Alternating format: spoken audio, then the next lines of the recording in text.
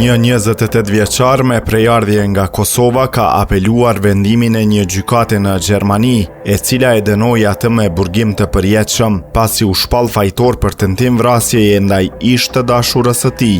Sipas mediave gjermane, vendimi është marrë më 28 maj nga gjykata rajonale e Neuer-Brandenburgut, ndërsa apelimi është konfirmuar nga zëdhënësi i gjykatës për mediumin Nord-Kurier. Rasti tashmë do të shqyrtohet nga gjykata federale e drejtësisë. 28 vjeçari shtetas gjerman me prejardhje nga Kosova akuzohet se më 23 janar 2025 kishte tentuar ta vriste ish të dashurën e tij 44 vjeçare, duke e goditur me veturë në trafikun rrugor në Friedrich Wilhelm Raiffeisenstraße në lindje të qytetit Varen.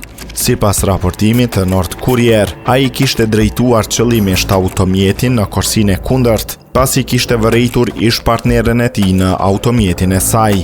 Gjykata ka konstatuar se marrëdhënia mes tyre kishte qenë e mbushur me konflikte dhe se në javët paraprake ai e kishte fyer dhe kërcënuar me vdekje përmes mesazheve.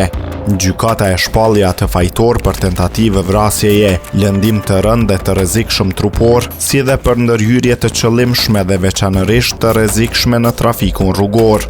Gjatë procesit gjyqësor, i pandeuri kishte zgjedhur të mos deklarohej lidhur me akuzat. Sipas gjykatës, ai kishte shprehur keqardhje vetëm në fjalën e tij përfundimtare, drejtuar familjes së viktimës.